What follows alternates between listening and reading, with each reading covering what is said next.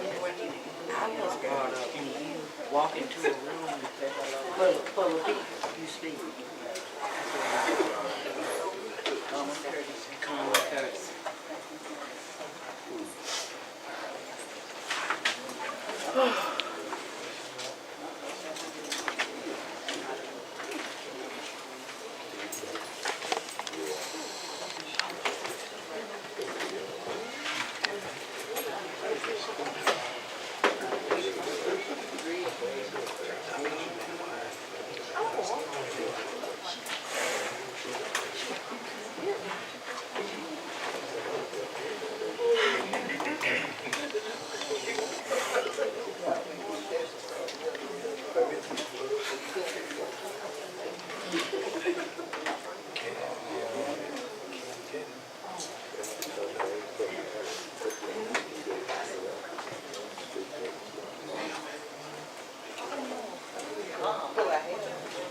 Alright, we're gonna call the meeting to order. I'm gonna ask Councilmember Houston to lead us in a word of prayer and to lead us in the Pledge of Allegiance.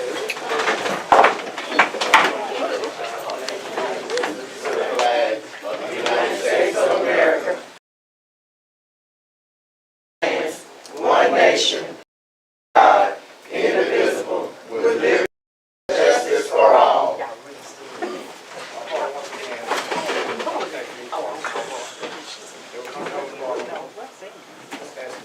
That's true, we gather in your name, we'll give one in the midst. Not only do we come to move this city forward and conduct this meeting, but we pray, Heavenly Father, that you be a part of it. Yes. That's special blessing upon our mayor, special blessing upon all our council persons. Heavenly Father, that's special blessing upon all those that gather here today. We pray, Heavenly Father, for those that have lost loved ones. We pray, Heavenly Father, that you forgive us all of our sins. And we pray a special blessing on the city of Roanoke. And we as a group, Yes. where two walk together, we can move this city forward. But if not, we both will fall into the ditch. So, I pray, Heavenly Father, that you just strengthen us what we need. Please, Lord, and that you be thank you. We don't know everything, Heavenly Father. When we work together, we can make this thing work. Yes, In yes. the name of Jesus, we ask. Amen.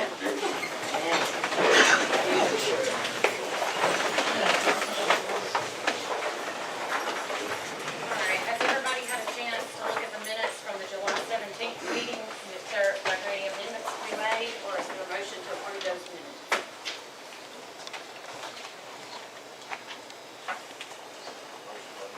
Is there a second to approve the minutes from the July 17th meeting? Second.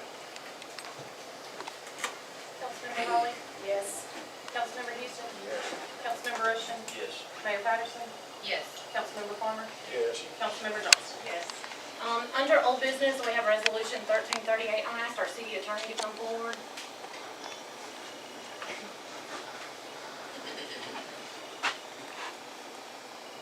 On the nuisance? Yes. Yes, so I communicated with the nuisance officer this afternoon. He indicated that the windows have been boarded up. I laid over the instructions that were given to Mr. Hodges at the last meeting, and he did indicate that they're boarded up.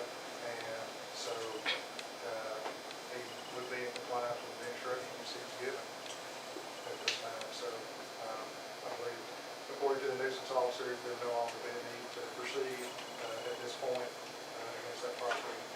Declaring a nuisance. Does anybody have anything? I'm sure. Mr. Hodges. Yes. To that? So, Mr. Hodges, did you hear what I was saying? I'm sorry, I didn't write your over there. I talked with Officer Cofield, and he indicated that you had boarded up the windows, and he said that it looked fine to him. Okay? Was the windows not, were they only issued? That's my understanding. Yes. So, I know for a fact that the back door, the windows were busted out of the back door, and there was one in the front that really needed. So if those are resolved, then yeah, that was the report I received, was that there was 10 covering up all the windows, or something was covering up all the windows, so he said it was okay. Yeah. He said, the nuisance officer said everything was fine over there. I fixed the door he was talking about. Okay, I got it fixed too. okay, that's great. So, That'd be great, yeah. okay. Anybody So- else have anything? Any questions? Okay. Thank you, Clay. A new business, we have the Senator Price is here tonight. Do you have any updates or reports or I just, any money you want to give? well, you know, let me just say this, I got a phone call, and I appreciate the phone call to come and just visit with you guys a little bit. For the next 2 or 3 days, and 2 or 3 different counties that we actually go to visit, as far as talking to some of their elected officials and talking about. But I just want a quick update as far as our legislative session that we just got out of, and then, of course, we got called back into special session. And special session didn't affect as far as Randolph County, so we're good. Mike Rogers still will be our congressman. You saw some changes as far as in Mike's district, though. It did change as far as Macon and Russell County. They dropped off and went into would be Congressman Moore's district.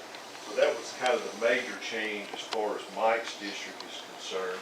I was in Washington just a few weeks ago, right before we went into session, and Mike and I sat down and discussed as far as his concerns. And he likes, as far as his district, and enjoys working with the people throughout the district, so we worked on that. We had a really good legislative session, a very positive legislative session, because a lot of things happened to me from an educational standpoint, where we were able to put more money in education than we have ever put in the history of the state of Alabama. And you guys are very fortunate here in Randolph County that you have 2 really great superintendents. And both of these guys really work very hard. John and Mr. Foster do a tremendous job of staying in communication with me and my office and letting me know what their concerns are and what is going on at the high school here at Hanley and those type of things. And that's very important for us to know from the standpoint of funding and what we're needing to look at. We had a good meeting, and we've talked about, one of my main concerns in education is job preparedness. And so we have, as far as our tech school, with the way that your city schools are fixing to change as far as their semester hours, we're going to be able to give the opportunity for more young people to actually, from the city school system, to participate in the tech school. And so that is something that I think is very important.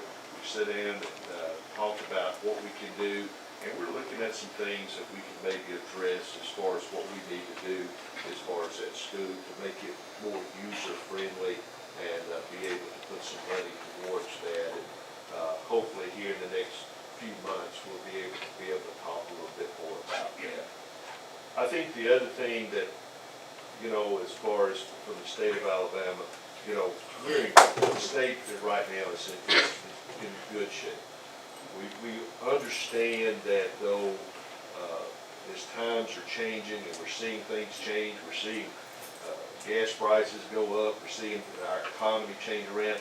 So we're trying to be very cautious of how we're doing things. And so I think you saw that in the way that we prepared the budget. I sit on the general fund budget, and we made some changes that were some of the things that the governor was wanting to maybe push, that we felt like we needed to be at the present time a little more conservative, especially, for the next year or two. But we did give the state of Alabama, the people of the state of Alabama, the largest tax cut that's ever been in the history of the state of Alabama. We cut out over $300 million worth of taxes. And the big tax cut will come in the grocery tax that is being removed from there. So one thing we did, instead of just doing a flat cut, is once again being conservative, watching how do we need to make sure. So we made sure that as far as the way the economy is going will fluctuate, whether that next 1 cent comes off. So it gives us some guidance in there, and we can get some data back to kind of know where the direction that we're going in before we lose that money. When you're looking at budgets that are in the billions, and that's what our budgets, as far as the general fund and the education budget, bumping $10 billion for the state of Alabama, we're going to be a little more concerned. Because the last thing we want to do is not be able to give the young people of this state the opportunities that they need. And that's K through higher ed. And I put a lot of emphasis on as far as our junior colleges and our tech centers, because not everybody's going to a 4-year school. But we want them to have the opportunity, whether what they're wanting to do in life, that they have that opportunity to do that. And so we're making sure that money is there. And so I appreciate the invitation.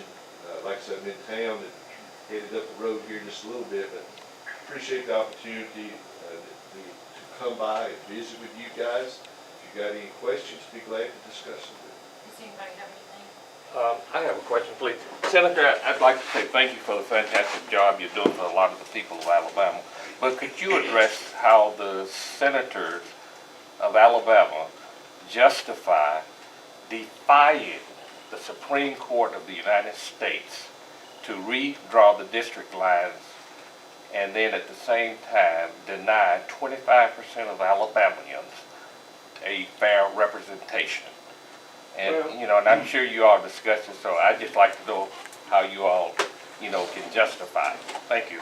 Well, I see one of my colleagues has come in, and if you want to address it, we can talk about it. But I mean, I understand your concern, but if you really look at the districts and you look at how the districts and what the courts actually asked for, as far as trying to keep these districts in compact the way they were, and then before the court's ruling, and then what we have been able to do as far as what we sent back to the court, you did not have 2 districts that were 40%, right at 40% and greater. You only had 1. Right, because the line would have had to have been drawn differently. And so now you do. What we sent back to the courts Right. was 39.98%. Okay? And then the other district, I think, Bob, what was it, 54%, is that right? 53? 51%, I think, is what the other one was. Yeah, maybe Around been 51. So you've got 2 districts, and of course, one of the districts is, of course, Representative Sewell's district. Yeah. And, that is a district that, we wanted to make sure, I'll just say it plain and simple, she's doing a fantastic job. Exactly. And you want to make sure she's got a district drawn that is going to be favorable to maybe help her in her reelection, because, she understands Alabama. And she wants to do what's best for Alabama. So I understand your concern. It's not perfect to some degree on certain things, but on the main thing is it did give 2 districts of opportunity is what it did. And so. And I appreciate the answer. Totally disagree with you, but thank you very much. Yes, sir. They did defy. I have a couple questions. And thank you for coming. Yes. No need for an invitation. We would love to see you at least once a year. That's fabulous. So I did have a question particularly about our town. What is your vision for the next year for Roanoke in particular and Randolph County in general?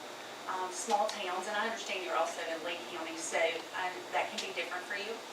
But this rural community and this area has some infrastructure issues, and we look to you all to help us with funding. And if you're over, or if you're on the general fund committee, certainly you have the ability to make those things happen.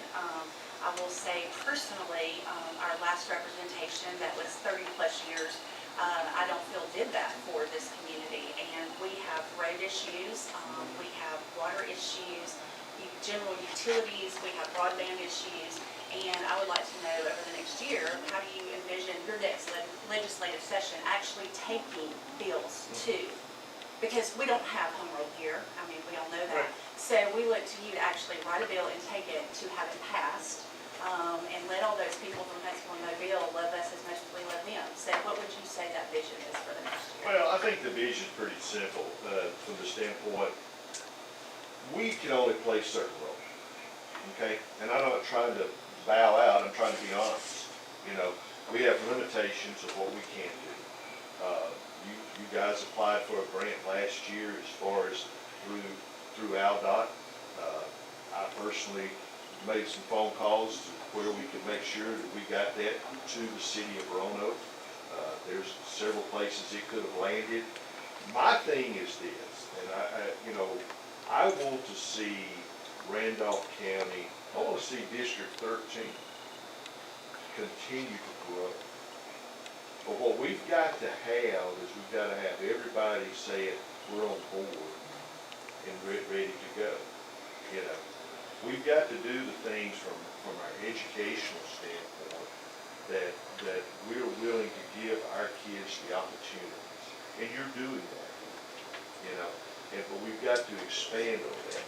And the reason I say that, if you follow through what I'm telling you, is this. Everything, unfortunately, in government is based on taxes. None of us want to pay taxes.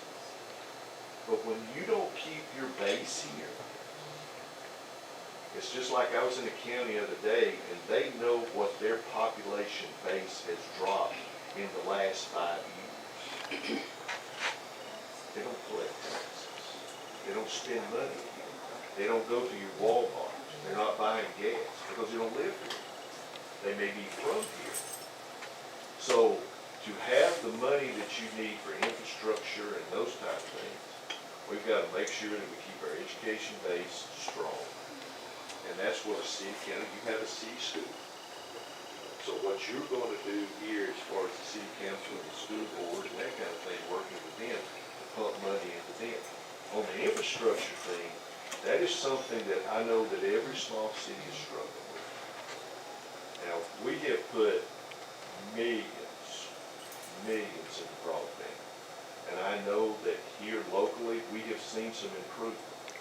I had a gentleman the other day that met with in my office that they are putting together a map for me right now of where we were 5 years ago on broadband and where will we be a year from now. Okay? And I'm looking forward to we get that data and get that information for us. But we have put, if you look at the amount of money statewide that we have dropped into broadband, it is unreal. Now, sewer, water, same thing. In the last bit of money that we appropriated, I think it was 187 million? That's about it. 187 million in sewer and water infrastructure. So what you guys have got to do is get very good friends with that. Live on their doorstep. And know when those grants are coming available. As far as I'm concerned, I'll be more than glad to go with the mayor, you, any of your city council that wants to go. And we'll meet with the director. They had it represented in my head and come right here. What I'm saying, we've got to work together. You need to know what is your plan. Is it sewer? Is it water? What direction are we going in? And then you can't, and I don't mean this in a negative or ugly way, you can't be everywhere. You got my plan. What's it going to be? Do you happen to know how much of that money for sewer that was allocated for here? No, ma'am, it is all allocated into a grant program. And there will be different grants that y'all should be getting notification of what those grants are, how much those grants, and when they will come available. Like, we did this year 80 million in some school grants that I got notified today that those school grants were going to start as far as applications September the 5th. So what I'm saying by using that as an example, all that stuff start popping up. Great. Yeah, and so that's what we need to do, and I'll be more than glad to write a letter, I'll be more than glad to go meet with the director, I'll be glad to do what I need to. I want you to be successful, to recruit people for Roanoke. Sure, we need more jobs here as well, and hopefully some of those Lee County jobs will come this way. Yeah, We would love yeah. for you to help us with that. Amen, amen. Yeah. Good talk. Any other questions? I second the motion that industry. I appreciate the opportunity to speak. Thank you. You know, you guys guys and gals sitting up here, if you didn't care, you wouldn't be here. And I thank you for what you're doing for your community. I appreciate what you're doing. You know, all we can do is let's work together. I'll be glad if you want to sit in and let's talk. Be glad to come back anytime, you know, because I think at the end of the day, everybody in this room has got one goal. Let's make this a better place to live. God bless you, thank y'all. Thank you, Mr. Ryan. Appreciate it. Thank you. Representative Fincher. How are y'all doing? It did start at 6 o'clock. I had it written down that it started at 6 o'clock. I got here in this place.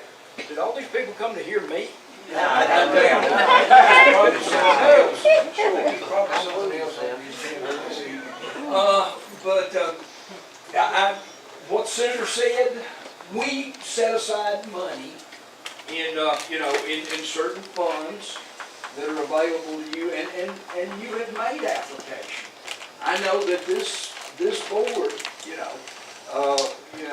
this city council has obtained, road work, money for road work this last time. We got a fairly large grant, I think, for road work, and that road work is ongoing now. I see it as I travel around Roanoke. I know you got one for water and sewer earlier.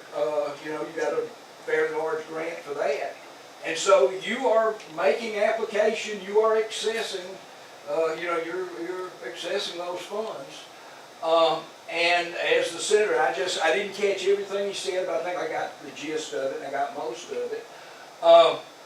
Whenever you make those requests, we're both glad to go to bat for you, to go to those agencies, ADECA, or what, a lot of the money that you deal with comes through ADECA, not all of it. Some of your questions are very valid questions. I met with you last year. I met with you, and you had a couple of things that you asked me to look into, and I did. I did look into those things. They were basically transportation questions. One of them was about a bad bridge, a rough bridge on the edge of town. And I met with the ADECA folks, and that should be taken care of now. It's a lot better now. She said they were going to resurface. She had patched it. The patchwork had come loose, and she was aware of it. The lady that's in charge of the ALDOT office down in Auburn said she looked into it, and it was fixing to be resurfaced this year, and so that would take care of the problem. And the one out on Highway 22, I looked into it as well, and got some access with ALDOT on that. We are glad to meet with you anytime that you need us to or would like for us to. Senator Price and I both are, and we're there at bat for Randolph County. One thing that I would like to see, and I've even talked to people from Opelika, which is where the senator's from. I've talked to people from Opelika that have said the same thing. They want to see 431 4-lane, and that's been a dream of ours for many, many years. I don't know if I'm going to see it in my lifetime, 4-lane. We've got a little section right in here that is 2-lane.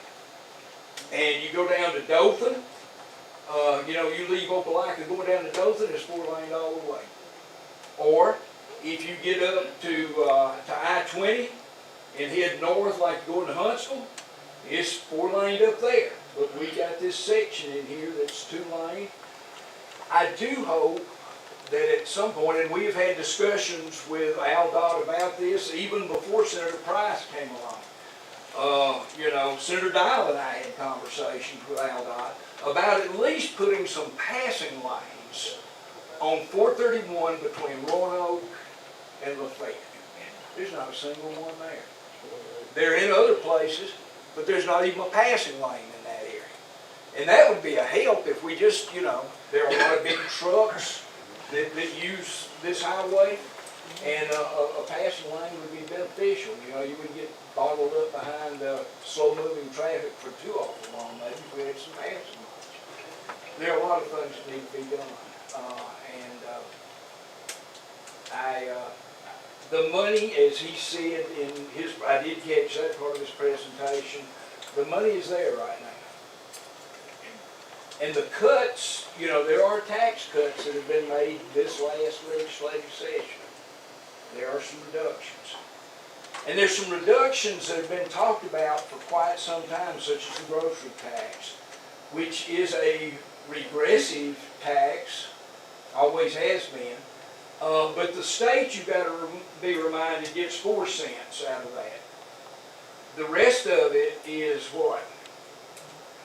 Tax money that is local, basically, is local tax money. And we are cutting back the states, but you have fiduciary obligations yourselves, things that you have to take care of and pay for.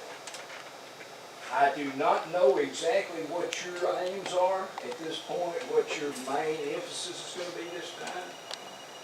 As he said, you can't cover the waterfront. You need to kind of hone in on what you think is most important in Roanoke, Alabama.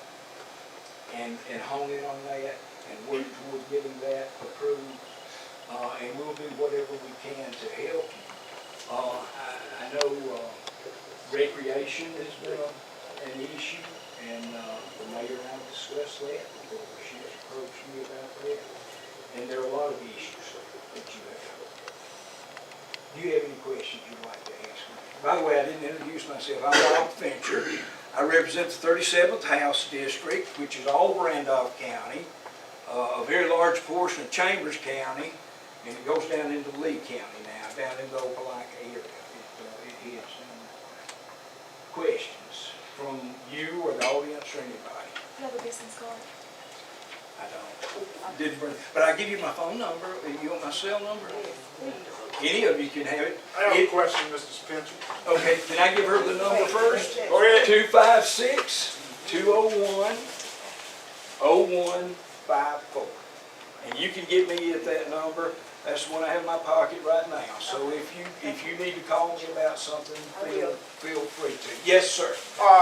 I'm addressing the inadequate sewer system In the city. in this city. In the city. Okay. And is there money that could be provided to bring it up to date? You know, we've got a lot of federal money back recently after the COVID. The state of Alabama has put funds in, a lot of funds for municipalities in water and sewage.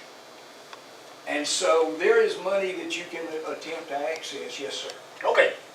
Is that what you want to ask me? Yes, sir. And see, the thing is this. And I want you to look at this seriously. Mm-hmm. If you Google Johannesburg, South Africa, you'll see what happened with those sewer lines that was outdated. And there was an explosion, more than a ton of TNT. And that's methane gas. Methane gas from See, that, yeah. I don't know if Roanoke is monitoring that. See, I don't know if we're sitting on the keg waiting to happen. Because everything we're talking about will not matter if this city no longer exists. You see, that's what I'm concerned. And, you know, that we've had water problems. Jackson, Mississippi here recently had very serious water problems if you kept up with that. But we are setting money aside. Large sums of money have been set aside for sewer and water projects. Because you know, those are pretty basic. Those are things that are very important. Well, can we see that in the near future? I as I said, I have not even looked at the budget for the city of Roanoke. I do not know what the priorities of the city are. I do not know what the city is asking for. If that is what they're going out to seek, though, we will be glad to try to help the city and the people that you have elected to represent you, help them get that money. The senator and I will work with you to do that. That should be number priority one. Okay, now, for you it may be priority one, for somebody else it might not be priority one, Okay. but we understand that. You know, All right. we all have different priorities. But yeah, but So, see, we we do. don't know what that methane gas doing. Yeah, yeah, well, I'm sure the utilities board's mouth monitoring that. he's keeping up with it. Yes. I would think Is so. that is it written on paper? You're more than welcome to go by. I mean, I don't have access to anything like that right now. Chief Cameron's here. I mean, you may can get more information from him at the end of the meeting. You see, I don't want to be sitting on toilet stool. All right.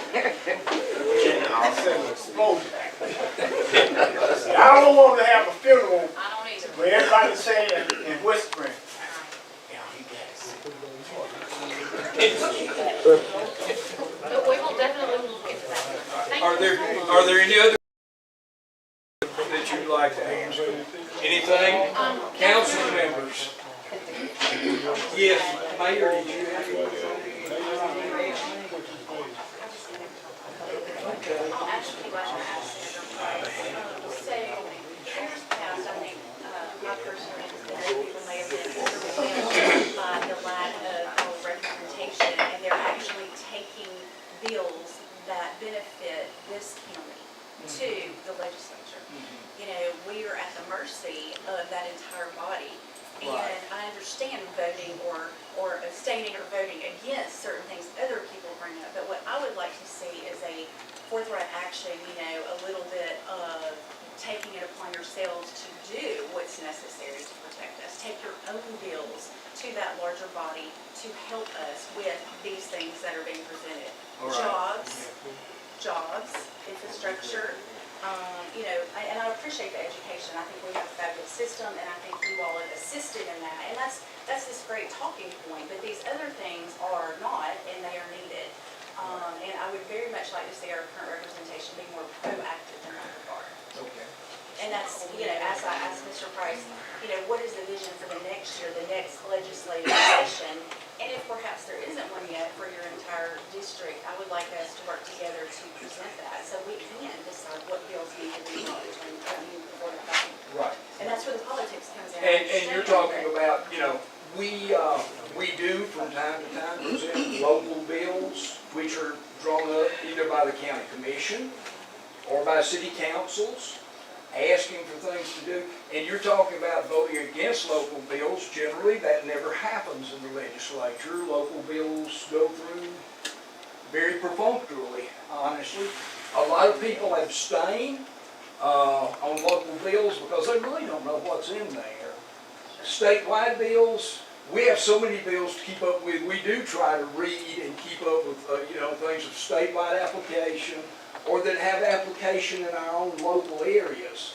But a lot of, you know, a bill in Crenshaw County, a local bill in Crenshaw County, I may have no idea what they're trying to do there, but if it's something their representatives think is something that is beneficial to their people, I have no opposition to that local legislation. So if you, I will say this, the senator and I have both, if we've been asked to take on local legislation, I don't know either one of us that had ever turned Randolph County down, okay, and said, no, we will not do that, we won't pursue that.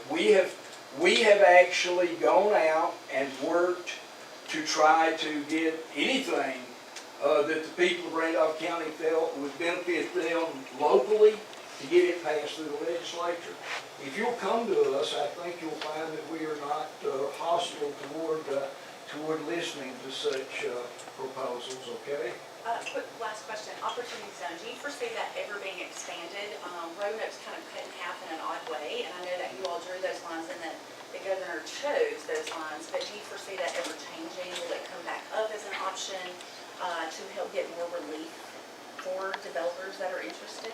You know, I have not heard of it coming up in the, as far as actually being told that there is anything afoot to do that, Keith, I have not heard. Okay?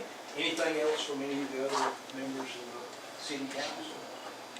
I thank you for the opportunity to speak to you, and, anytime you need me to come by, I'm here in Randolph County, and come down the road, and I'll be here. Thank you for coming. Thank you. All right, under the mayor's report, I don't have anything to report. Councilmember Holly? I have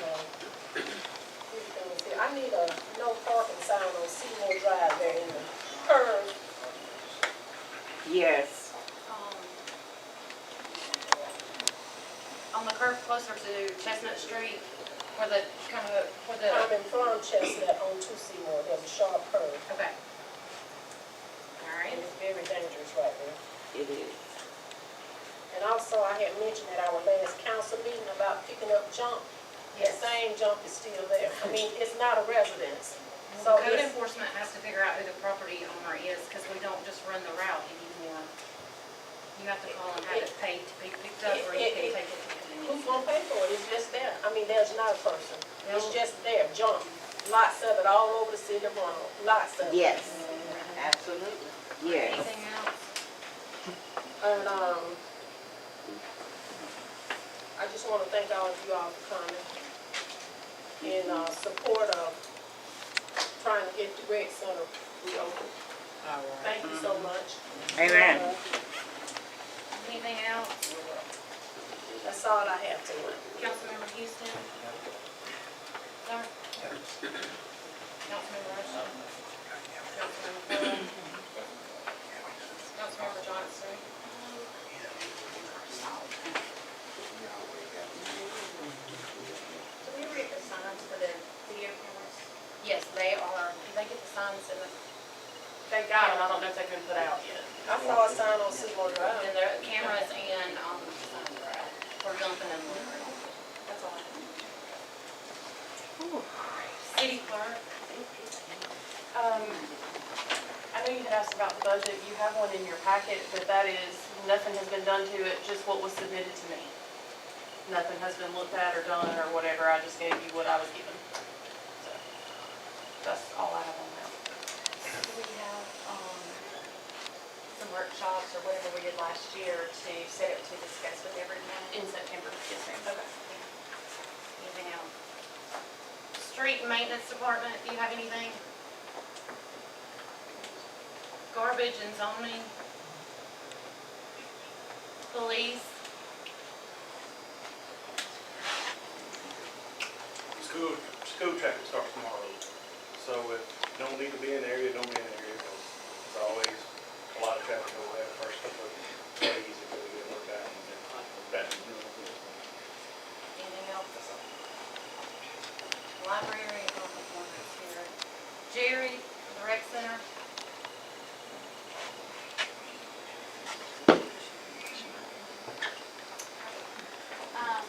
Soccer sign-ups end August 10th, which is Thursday. Football fittings are this week, and football and cheer practice should all begin this week. And adult softball is wrapping up tonight, as long as the whole time. Thanks. I got one question too. If the rec is closed, what they doing signing up people? The rec is They're closed. not using the rec center Where are they signing up? for outdoor. It's part of the recreation center. She's the recreation director. Well, we shut down the rec center and not the But that's part of the recreation. We wrote the. That's part of the recreation. I don't know how you trying to justify, but it is. Tiffany said she signed up at the recreation. You signed up at the rec center? Hey, Okay, that's where thank they're you. holding sign up. Thank you. Hey, I went to sign my grandson up in July, and wasn't nobody there. And Barry said he didn't have no paperwork, wasn't no paperwork in there. Then when I went back, oh, hey, he couldn't get in. because wasn't nobody there. I had to stand at the door waiting for somebody to pull up. And we keep pulling on the road, it's falling in behind. Okay, we've got a meeting going on, okay? All right, fire and water, Chief Cameron. They were concerned with Fire the department. embarrassment. Okay. We're gonna put in for FEMA, and it came, one of the grants came through for the job of life and, the turnout gear. We said that the FEMA grant came in for the turnout gear and the jaws of life. So we got a grant that will pay for 30 sets of turnout gear and a new jaw supply. Can I ask one other question? About the sewer stuff that was brought up earlier, I know, did you all ever get the full grant or all the money for those gas lines that had to be It's replaced? still, it's in progress now. What is the due date for that, or when do we have to have those replaced? Or y'all have to? We've got another 2 years before they have to be replaced, and the grant that we put in, we probably won't know anything until next year sometime, no. Is there a plan B? Is there a plan B? Go out and borrow the money and replace them, they gotta be replaced. Can y'all do bond issues as well? Yes, but we got 3 bond issues out there now. Did y'all refinance a couple of years ago? A couple of years ago, Well, when the rates were really low, when we refinanced that one year? no, we did not, when y'all already did, because we had to refinance like a year, maybe 2 years before. Thank you. Anything else? And Ms. Dorothy's not here from the chamber. And on the public, we have Mr. Charles Esther for infrastructure and land erosion. He gone. That was That was him. Is he still out there? He gone.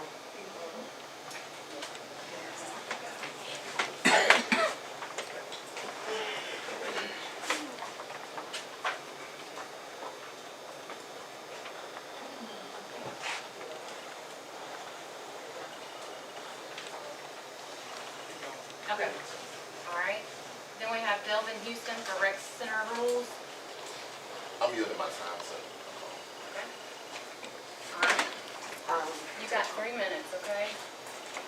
I just want to just come before the council, and I'm not going to overrule what Ms. Langston has to say, but I do want to say that the problem is Jerry.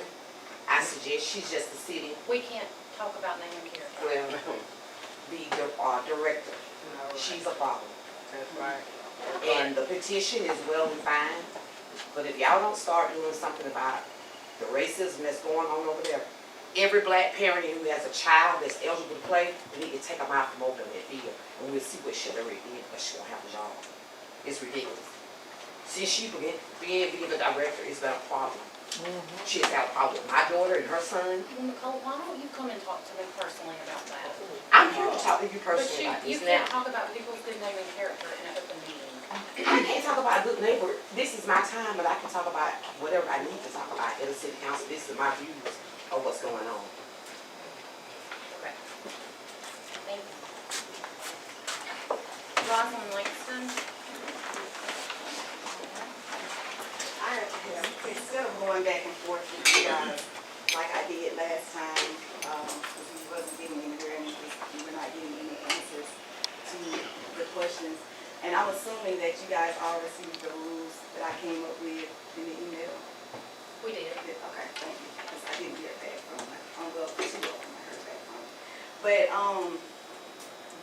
I have a speech, and it's gonna be about 7 minutes, so I time myself with it. A couple people have given me their time.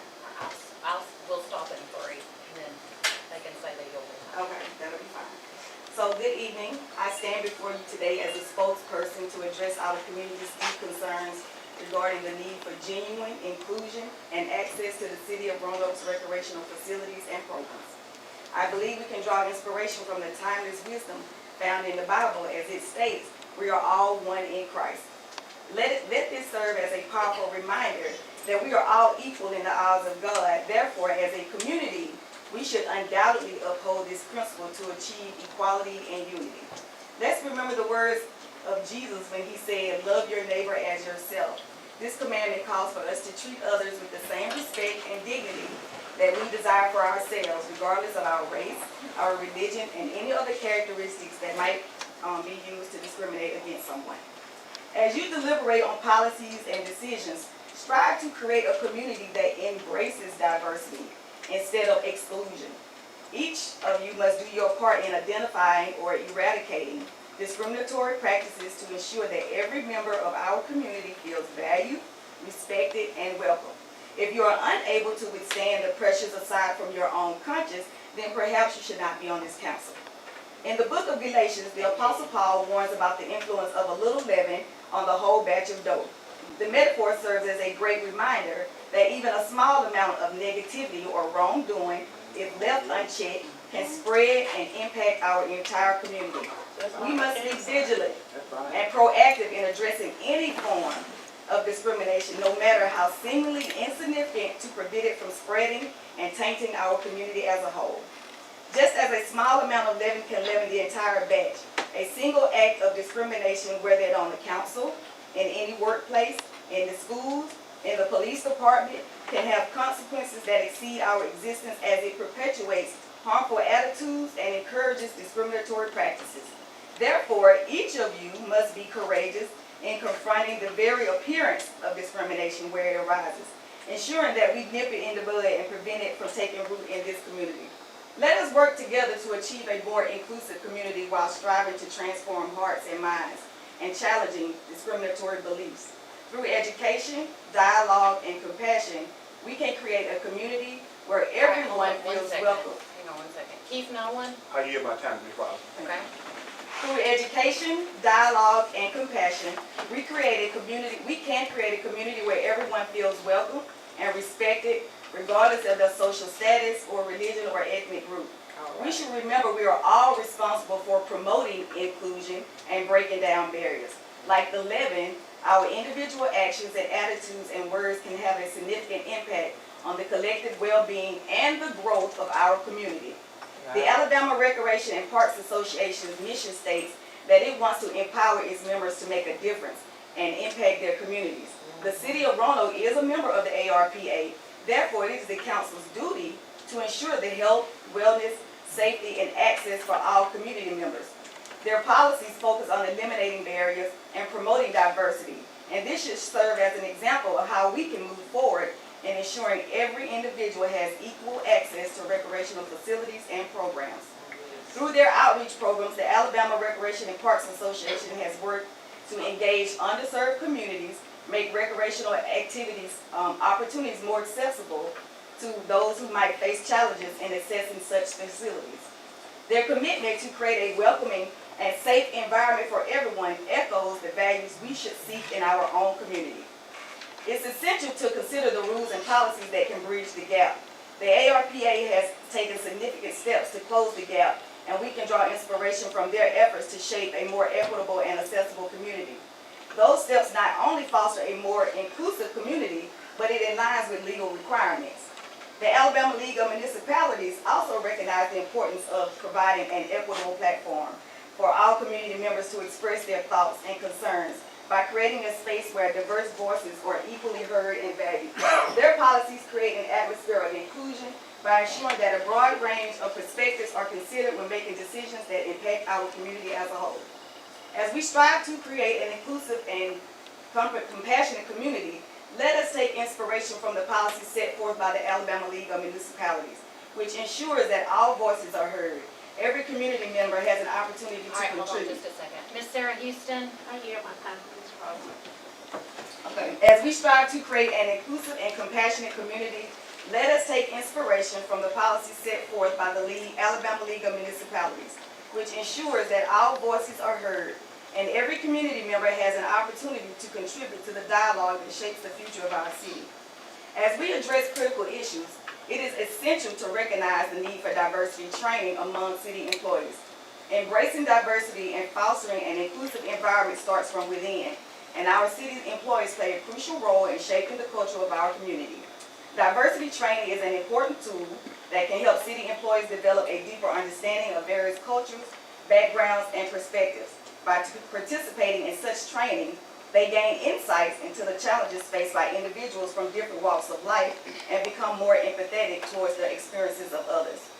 Through diversity training, city employees can learn how to recognize and address unconscious biases that may inadvertently influence their actions and interactions. By confronting these biases head-on, we can create a more respectful and equitable community. Furthermore, diversity training can help city employees improve their communication skills, enabling them to engage more effectively with individuals from diverse backgrounds. As we aim to build this community that celebrates diversity and promotes inclusion, investing in diversity training for our city employees becomes not only a wise decision, but a necessary one. And I would not dare leave here tonight without emphasizing the value of holding one another accountable and upholding integrity in all our endeavors. Integrity is the foundation upon which a just and inclusive community is built. It calls for honesty. It calls for transparency. It calls for consistency in our actions and our decisions. When we uphold integrity, we demonstrate that our commitment to equality and fairness is unwavering and genuine. The Bible teaches us the importance of integrity in various passages, reminding us to walk in righteousness and truth. It calls for us to be fair and just in all our dealings with others by treating one another with the same dignity and respect that we desire for ourselves. Integrity is not just a personal virtue, but also a guiding principle that should be reflected in all policies. By integrating integrity, we can ensure the decisions are made with the utmost consideration for the well-being of all citizens. Please note that accountability and integrity go hand in hand. Holding one another accountable means standing up for what's right, challenging biases, and addressing the very appearance of discrimination when it arises. When we prioritize integrity, we build trust and confidence between the city council and the community. As we move forward, let's create a more inclusive community while holding one another accountable and upholding integrity. Together, we can create a place where diversity is celebrated, discrimination is challenged, and each individual is treated with the respect and dignity they deserve. Thank you for your attention and dedication to building a stronger and more united community for all of us, knowing that the time has come where people will no longer sit idle and be quiet while things appear to be one-sided. We will. Hang on, sir. That's all right. Ms. Hammond. Oh, I yield to Lynn. You had 2 applications. Oh, do I? Yes. Thank you. It don't matter. But what, excuse me, when she finishes, if she finishes within the time, and I have some time to speak, then I'm gonna speak after she gets to it, okay? All right. Thank you for your attention and dedication to building a stronger, more united community for all of us, knowing that the time has come where people will no longer sit idle and be quiet while things appear to be one-sided. We will speak up, we will challenge, and we will call for full transparency.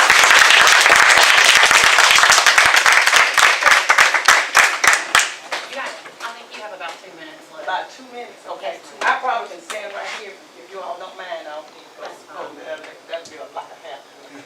But I would like to ask questions as to, does the director, do you all ever critique her? We do. You do? Have you asked, do you do the employees at the gym that way as well? Have you got any negative feedback from any of the employees? If these things have been done, is there a way for the public to see this information? I'll have to get with the city attorney and see if it is public information. If it's public, if it's possible for the public to see this. And also, I think there's a conflict, y'all, you can start with whatever because I can talk. If some people are going down there and signing up their children, are you all seeing that? Or whether it's been closed, are you all seeing that? Are you all keeping an eye on everything? No. Ma'am? Tiffany just told me that she went to the rec and signed up for They are signing up for the application. At the rec Yes, in center? the front foyer. Even though the rec center is supposed to be closed, let's make this clear now. When you close something, when Dollar Tree is closed. Yeah. Right. Right. I know it. Motion to stop all city stores. I know you don't. Please. Being smart. I know, please, Mayor, I'm not trying to be funny. And I'm not either. But this is what I'm trying to understand. When the rec is closed, does that mean closed exactly in the way I'm thinking it's closed? Ms. Ammons, we established these rules for the actual rec center, the gym Okay. itself. And Okay. that's the problem that we're trying to iron out, is getting the rules right. Okay, you all still, We have not gotten to the outside facility. okay, let me ask this question. You all signed off on these rules as if they were, passed? They are passed. So these rules will become effective when? When the gym opens. Will you all not consider a public discussion with, Well, I mean, that's what we're doing now. okay, so if you all decide to keep the rules as you all have them kept, then Ms. What- Lynch, your time's up, but I want to say this. Okay. Ms. Langston did send us a copy of those rules, and some of us have been reviewing them, and I think Ms. Johnston's been reviewing them and trying to consolidate and try to make things fair across the board. okay, that's the So only thing I want. the gym is closed because we are trying to make things fair and right. Thank you so much. I have one more question for you. Okay? You said Ms. Johnston is consolidating. Why can't Right. we all come up here and Right. sit around the open table?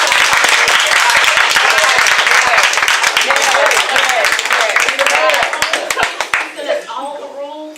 I mean, I've typed up amendments that I want made to it. If you want to amend something, then by all means, send it That's to me. not how you do things. Let's come sit around. Right, the table. right. Let's talk about it. Let's do it the right way. Y'all are a We'll figure out team. a plan for that. Thank you, Ms. Ammons. Mr. Robert Whitlow, do you have anything? Ms. Marilyn, do you have anything? Yes. I yield my time to Deb. No, to Andrea. To Angela, okay? You both yield your time to Angela? Andrea? So I stand here respectfully before you all today, earnestly concerned with the issues related to the recreation department. I would like to first start by addressing the pushback from the community involving the rules that were recently made public. And honestly, there are just much bigger fish to fry concerning the upkeep of the rec center. While we can all agree that rules should be implemented, the pushback comes into the picture when fairness and obligation to what's right and inclusiveness are no longer at the forefront of council judgment. Closing the doors of the rec center, albeit 1 week or 1 month because rules are being challenged, was nor is the right answer. Right. Recreation of the center, especially during the summer, during athletic off-season, during adult youth basketball season, or when school has been canceled, has always been a safe haven. Yes. Has always been a safe haven, providing a safety net for the community. Yeah. If you remove the safety net and you restrict access to the long facility that has always been accessible to our kids, then what do you expect them to do? Mrs. Mayor was quoted by the Randolph Leader as saying the intent of the rules is safety and protection of taxpayer dollars, and I find it highly comical considering that there have been more safety concerns and police-related incidents at the softball complex and at the rec center. As far as protection of taxpayer dollars, that just sounds nice for agenda purposes. The only thing that seems to be a concern is preventing the wear and tear of the floor. And if safety is such a concern, then I ask, are the rec employees required to be CPR trained and certified?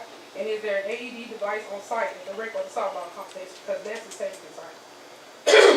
While the floor renovation is nice and appreciated, I'm sure I speak for most when I say that that is merely a pebble in the pond of things that we frequent visitors of the rec center are concerned with. For instance, the football equipment is outdated. The shoulder pads are probably the same pads that Councilman Houston did. 75% of the basketballs are warped or flat. The uniforms are lackluster city representation. The bathrooms don't always smell fresh, and the water fountain is probably as old as me. Those are the things that should be added to the list of things to rectify. The root word of recreation is recreate, and I challenge the city council members, the recreation department director, and the employees to recreate ways to cater to the entire community. Recognize that these complaints, concerns, and questions are valid. Recognize that growth and expansion is desperately needed for the rec center. Recognize that the growth we wish to see goes far beyond just generating revenue through fees, and it requires a thoughtful approach to understanding the needs of the community. It can only be achieved by knowing the people that you serve. And in my conclusion, the city adopted the creed, preserving the past, building the future. I say let us all do this with integrity, understanding, transparency, accountability, and inclusion. The future of this community is dependent upon getting it right today.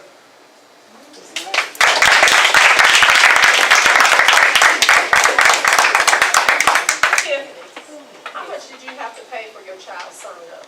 $80. Okay, that's my question. I wanna know why it's run on $80, Watley is $55, and LaFayette is $50, and they have less, well, Watley has less population than Rome. Why is that $80 and these other places charge $55? I mean, those fees come from the council. but we need to look at, getting in line with these other places. Because we're just kind of pricing children out of playing. And nobody's ever been turned down to play sports, and I know that a lot of people have a lot of pride about it and they can't afford it, but even if they let people know, there's always been a sponsor, and no kid has ever, I mean, even if you just have a conversation with Jerry, no kid has ever been turned away. Does any of the other council member have anything? Councilmember Houston? I would just like to say that, first of all, thank you all for coming. I do believe that it is important that we have public opinion in all things. I would love to see people care about all things that have to do with this city. I think that it's important to also understand that this council inherited that facility in the condition in which it was. And we are, thank you. And so the very first time I sat in this seat, we had to decide whether to put a roof on the rec building because the previous council had not chosen to do that. In fact, it was before them and they tabled it before it came to us. We have reissued bonds and written grants so that we can update this facility. Now, we didn't start that problem with the actual facility, but we are attempting to rectify it. And I agree and have walked through it many times trying to figure out, looking at grants, trying to figure out how we can make it better. And a lot of it comes down to, in my personal opinion, I cannot speak for this entire council, continuing to move forward with those plans. When we first inherited that, we were concerned about mold. We have to have those things checked out. We have a roller that if it goes out tomorrow, I don't know what we will do. We have looked into those things as well as our maintenance manager in an attempt to figure this out before it happens. It seems that every time there's one problem, another 5 happens that prevents us from being able to get back to that. I don't think that anybody on this council, and again, there may be somebody, has ever decided to pass these rules and save that facility for the purpose of closing it down. I think that there have to be rules, we all agree, and frankly, I will say that my intent has been for the safety of this community, because I'm going to tell you, in my opinion, it is coming to your town, bad things are on their way, and I find it exceptionally odd in this discussion that we have a 67-page treatise of rules for the school to protect our children that mirror image the 4 pages that were passed by this council. And I'm going to take the time, if the mayor will give it to me, to go over this.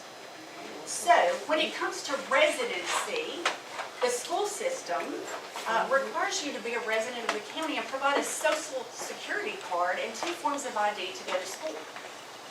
We only require you to provide proof of residency. Now, I believe, and have given it consideration, that yes, we do need to change it to Randolph County residents. I do believe that, okay? I do believe you should be able to present an ID, and there are numerous ways to get this, including free ways to get this. Secondarily, the school rules include weapons. Can't have weapons at the school. I think we should all agree to that. And if nobody here believes that, please talk to me after. I would be happy to discuss why I think that's an important thing for this facility that we have. So that's on page 25 of the school rules, okay? Drugs, alcohol, and tobacco, page 26, 30, and 31, 3 pages of alcohol, tobacco policies for our school students. Mirror image of ours. School employees. Our school protects their employees and says you cannot do anything adverse or threatening to those employees. I feel the rec should have those same rules. Fighting. You can't fight at the school. There are repercussions. Same thing for these rules. Music. You can have no music there. I would like to change ours to say non-audible music so that you can use your headphones. I agree with you on that issue. Gym bags. When I looked at the school rules, I was actually shocked. And while I don't have a student there, it scares me for your children that the school does not require clear bags. So I would like to see us change that you can have gym bags, but that they be put in the lockers that we've measured and will provide for. As for the dress code, the school dress code includes all of the things that we have. They do use the word slacking, but we did take that out.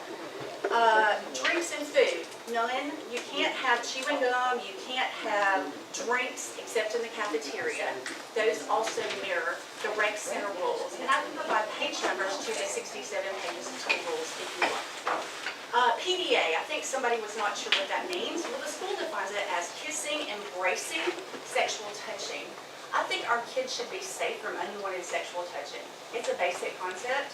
And I think that when you mix adults and children in a facility, you have to have rules as to what that looks like. Now, there are many more that include vandalism, intentional and deliberate. So apparently everyone at the school understands what intentional means, and that is what are in these rules. However, I agree with some of the rules that Ms. Houston sent us. And when Ms. Holly mentioned, can we not all do something with these rules? Let me be clear. We have talked about these rules 5 times in 2 years. The only people that I'm aware of that have worked on this are a few of us. I'm not going to So text you. also, I would like to point out that the prior administration, on June 27, 2020, passed their own rules unanimously as to a conduct policy that may have been forgotten or never used. Those policies, although not written clearly, I guess, also include many of the things in this document.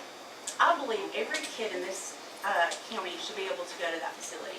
And I believe it should be safe and welcoming. I agree with all those things. But if these policies are seen as discriminatory, then I would really urge everybody here that has a child to talk to the school board about their same rules. I would like to see that facility open, but I want it safe. The safety in this town has got to be recognized as important. And the protection of taxpayer money, as Ms. Holly has brought up at least 10 times in the last 2 years, has got to be a #1 priority for this council as well. With that, I would also say, and again, school policies, I even have a chart if you would like to see it. I think there are some common sense things. You know, basically the school says, I really like this, be prepared to be accountable for your actions. That's actually a motto that's in their rules. I think that basic common sense and accountability has to be thought about in this situation. I do also believe that the people administering those rules absolutely have got to do it fairly and consistently under all circumstances. And if they cannot, I agree that they should also be held accountable for that. But, Ms. Holly, if you want to get with me, we want to have a workshop, we can all do that. Let's have a workshop. I took 5 hours of my time on top of the other 10 prior to that to go ahead many times and draft without any input. And I will do that again. I have taken some of Ms. Langston's rules and I have married them to this document. We can certainly talk about it if this board wants to just keep what we already have. We want to expand it, we want to limit it, that's fine. But our rules mirror 67 pages of your school board's rules. So if these are wrong, then we need to talk about the others as well. And that's my personal opinion. I would like to see that facility cleaned up and opened as soon as possible. And I would like those kids and those adults to be able to get out there and play again. I really would, because we are the ones that took the time to get the grants to make that happen. And I would like to continue to even better that facility. In fact, I'd like to see the whole facility paved with lighting, so the whole thing is safe for everybody. And I mean the entire complex. That's all I got. I have a question. What makes the facility unsafe, other than the renovation that you've already implemented? Hopefully it is safe, but having basic rules like no weapons and no fighting and no sexual acts, I think that, it's only a piece of paper, frankly. So we all know that, but. I mean, I understand it, however, I say if it's not broke. Can't keep something that's not broke. We've never had issues There have over already there. been weapons found, threats made, Really? drugs found, and that's You just found since drugs, I weapons? have been mayor. There Really? have been That's drugs on the interesting. bathroom counter and in the toilet. That's interesting. That sounds like a director issue. No, can I say something though? Sure. I just want to make one comment. Because the problem when it comes in, when it appears to be discriminatory, is because the rules are not across the board. If you're gonna say clear bags for the people that use the rec, that would mean clear bags at the softball field, clear bags at the soccer field, clear bags at the baseball field. I personally go to the softball games and I have recorded people drinking, just last week, smoking on the field, and no one has done anything. So if we're gonna have those rules, it needs to be across the board. Right. And I agree with you. And in fact, another few hours has been taken to try and figure that out with some of the rules you sent, with some of the rules we've already passed, because I agree. We had actually started that process before these were passed. I just want, I have one question. I know you have compared the school rules to the ones that Ms. Langston all do that in the beginning when y'all made out the rules? I did start doing that in the meeting, yes ma'am, I did. You did that with the Absolutely. rules that I read? Absolutely, would you like this, a copy of this? Oh, I rules and the got, charter? no, I got the rules that, Absolutely, the clerk gave me. absolutely, they were not mirror image, but they were designed, they were actually more simplified, because you have to choose, do you want a 4-page document, or do you want a 60-page document, right? So Okay. they were simplified. Because I But asked they her were some mirror questions images. and she couldn't answer because, and all the paying the fees for the fees and everything. Yes ma'am. That's all in the school rules, all as well? I don't know about the fees, it's my understanding that was passed by the previous city council. Oh, oh, those rules were passed by the previous city? Not the rules, I'm sorry, you said the pay? Yeah. I don't know that that's been before this council before about the pay, I don't recall that. Okay. When I remember when the fee went up to $80, we were told that the jerseys would have the kid's name on the back. The name. Those are plain old jerseys. There's no name on them. And when we go play at other fields, even with baseball, our uniforms are horrible compared to those. And we pay all this money. But we have a jersey in the house now that we paid $80 for the fee. We're supposed to have Whitlow on the back. There's nothing but his name on it. I do have something I want to say, but go ahead. That's the one thing. We all can agree that we do need some rules in place. Exactly. Yeah, I agree. We all can agree to that. I agree. And my suggestion to you now, to you, why can't we put a panel together along with the council, come up, put our heads together, get these rules in line, where it's not only people spending hours and hours trying to put together, let everybody, put a panel together to meet with the council, come up with some rules that will benefit everybody. I mean, the rec is closed, it don't need to be closed.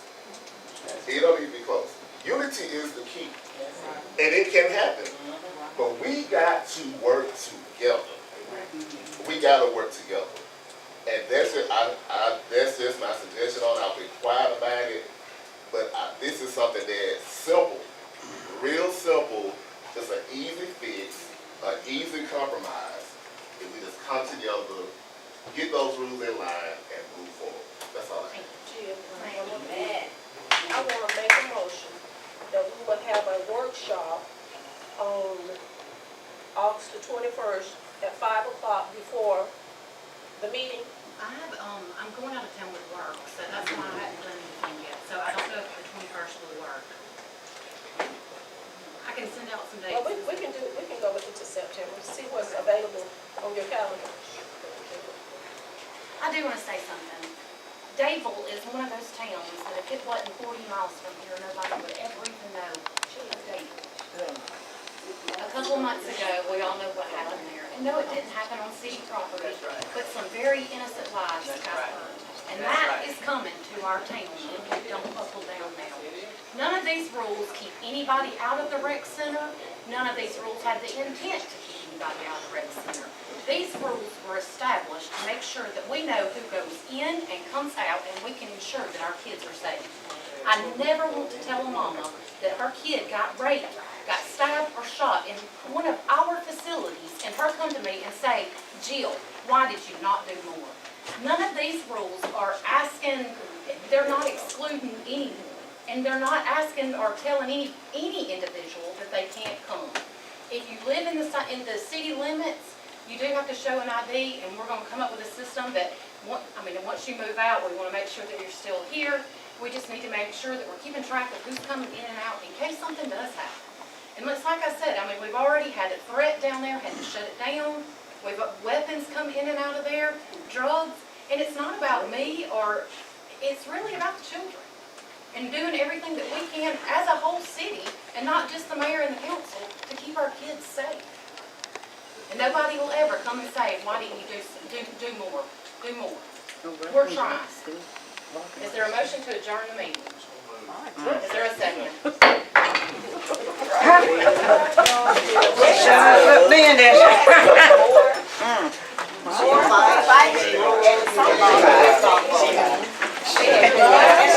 She's 38.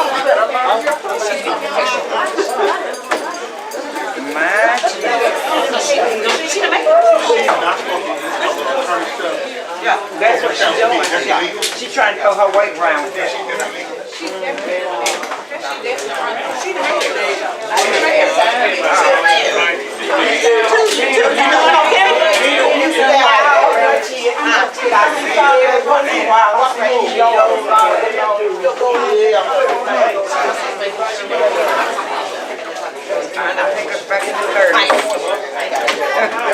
It ain't gonna happen. And then the police department, how many murders have they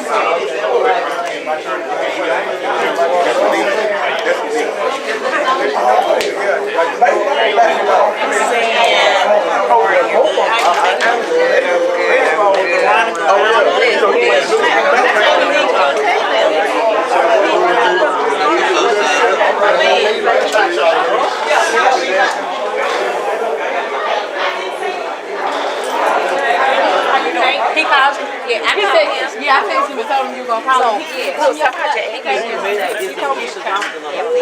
Good trouble. That's right. Go in the car room. Right.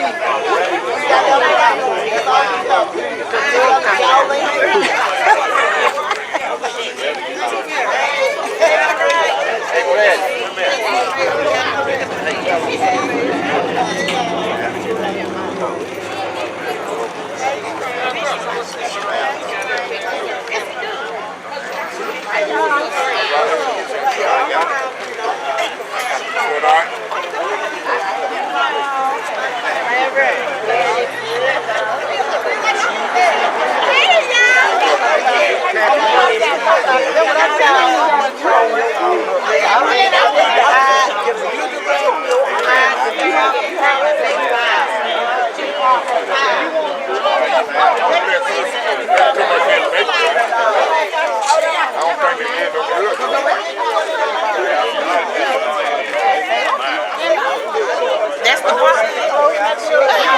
Tammy, I'm telling you, it's all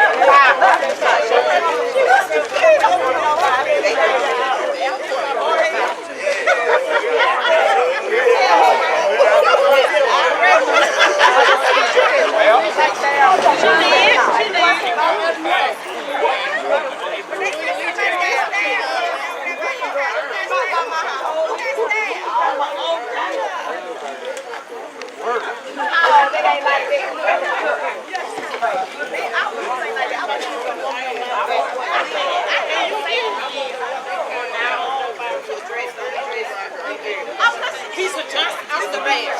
She's the mayor.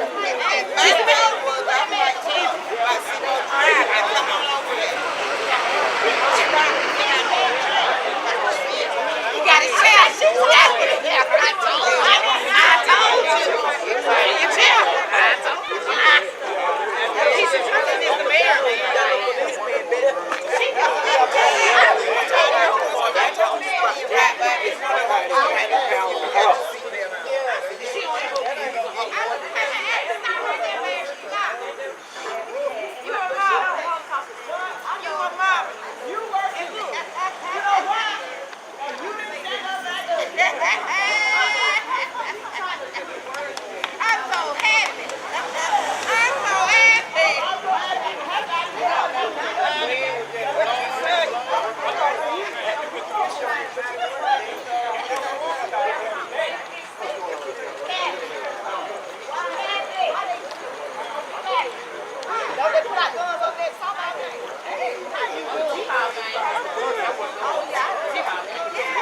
I'm looking for me a ticket. The better put the no parking.